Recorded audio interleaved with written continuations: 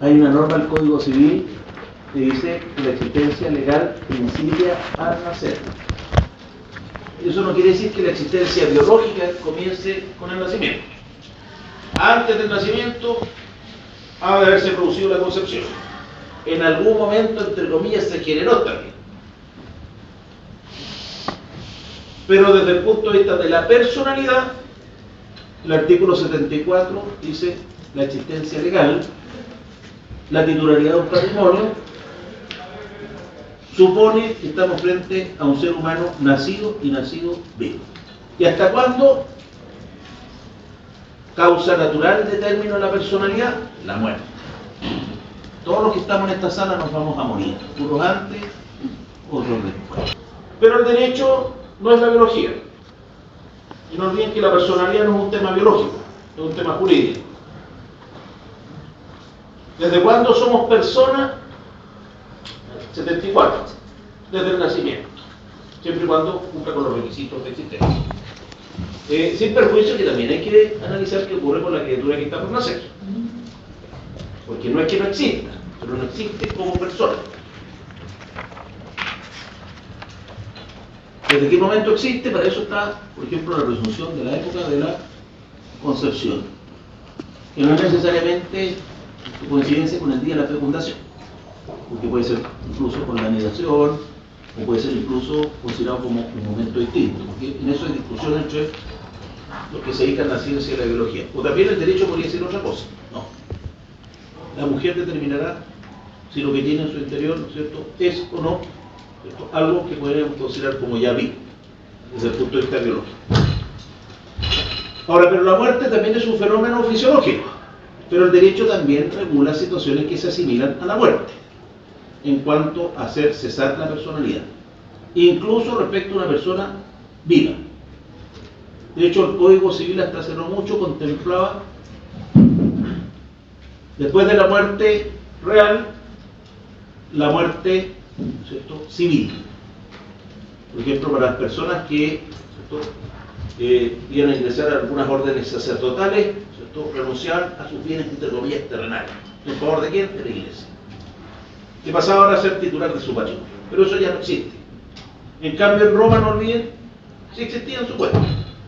Pero vamos a analizar esto con un cierto orden. Primera, causar la extinción de la personalidad, la muerte. En Roma, la muerte real. En Chile, 4 clases de muerte. Algo ya hemos adelantado. Real, presunta, que la van a estudiar el próximo semestre, judicial, que la van a estudiar el próximo semestre, estas 3 las van a estudiar el próximo semestre, y también es probable que les mencionen, incluso en el curso anterior, la muerte encefálica. Porque para extraer órganos vitales se requiere que esté certificada la muerte encefálica, que no coincide con el concepto de muerte real, que sería la cesación total e irreversible de todas las funciones vitales. En cambio, la muerte encefálica supone simplemente cesación de las funciones encefálicas con carácter permanente. Ahora, según la ciencia médica, ¿no es cierto?, no hay posibilidad de que la persona, ¿no es cierto?, vuelva a tener actividad cerebral. Por eso esto se hace con un diagnóstico de encefalograma, ¿no es cierto?, subjetivo, que media entre uno y otro en el tiempo, y que lo hace necesariamente un grupo de médicos que no son los mismos que van a hacer el trasplante. Porque los que se dedican a una actividad se fanatizan, y lo único que andan buscando a veces, por ejemplo, los que se dedican al trasplante, es un órgano, para poder hacer un trasplante. Porque también así pueden salvar una vida, casi como si fueran dioses. Pero nos falta el que anda adelantando la muerte de otros. Bueno, pero es un tema que ustedes van a estudiar en otra asignatura. La muerte presunta no es lo mismo que la muerte judicial, pero ambas funcionan en base a un decreto judicial, que lo van a estudiar, insisto, el segundo semestre. En Roma no había muerte presunta y tampoco había muerte judicial. La muerte era sinónimo simplemente de muerte real. Después estudiarán en civil cómo se acredita la muerte y cómo se declara presuntivamente muerta una persona y cuál es la diferencia entre la muerte presunta y la muerte judicial. Otra forma de extinción de la personalidad en Roma, capite de minutio máxima. No bien, la capite de minutio máxima se vincula con los estatus capitis deminutio máxima. ¿Qué significa capitis deminutio máxima? Afectación del estado más importante, que es la libertad. Más bien, la suma de vicios, dice Gallo, refiriéndose a los seres humanos, es la que divide a estos en libres y esclavos. Una cosa es que usted haya nacido y nacido vivo, y otra cosa es si usted es libre o esclavo. Eso lo determina el derecho en Roma. Hoy día no existe en teoría, aunque aparecieron dos casos en la prensa, ¿no es cierto?, de situaciones que se pueden asimilar bastante, ¿no es cierto?, a la esclavitud, y otra al maltrato. Y de tiempo en tiempo aparece personas que simplemente tienen a otra, no para cuidarla, sino que para servirse de ella. Y no en forma con una retención, que podría quizás validar esa relación, sino simplemente como un esclavo. Y sin que él sepa que no puede estar en esta condición, porque normalmente son personas que tienen algún tipo, ¿cierto?, de falta de capacidad cognitiva, que nadie se entendería naturalmente en este estado. Bueno, pero capitis deminutio máxima es pérdida de la libertad.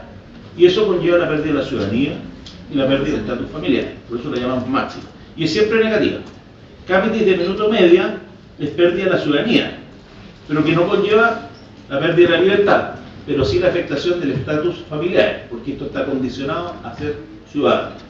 La distinción entre aliene iuris y sui iuris se aplica solo a ciudadanos o ciudadanas romanos.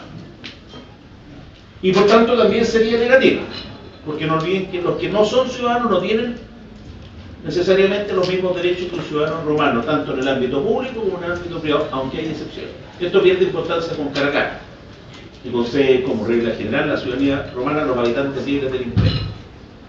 Y por último, tenemos la capitis deminutio mínima. Acá hay cierta discusión. ¿Por qué? Porque algunos la traducen literalmente como disminución de caput, la capitis deminutio, y cuando es mínima debería referirse al estado de familia. ¿Y cuándo sería disminución? Cuando pasaría uno de sui iuris a aliene iuris. Pero otros dicen, no, en la fuente no se habla de disminución, ni se habla de capacidad, se habla de caput, que yo lo puedo asimilar a capacidad, pero es cabeza, la traducción literal, y en la fuente no se traduce como disminución, sino que como variación. La variación puede ser positiva, negativa o neutra.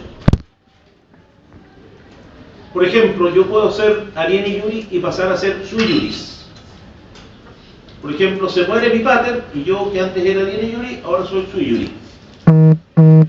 La única diferencia es que ahora tengo la titularidad de un patrimonio. Esto era particularmente importante cuando no existían los peculios. Hoy día ustedes se dieron cuenta que quizás no fue tan relevante que ustedes se han estar sometidos a la patria potestad. Bueno. Ahora, en Roma pasar de sui iuris a aliene iuris también supone que yo me integro a una familia a la cual antes no pertenecía y ahora tengo una expectativa sucesoral. Eso puede ser bueno y no necesariamente malo. Y también puede ser que yo sea aliene iuris en una familia y mi pater me dé en adopción a otra. Y sigo siendo aliene iuris, pero cambió la familia.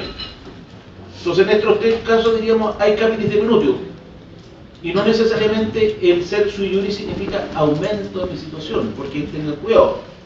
El que era emancipado por su pater era, entre comillas, expulsado también de la familia, porque perdía la expectativa sucesoral que tenían los que estaban sometidos directamente al poder del pater.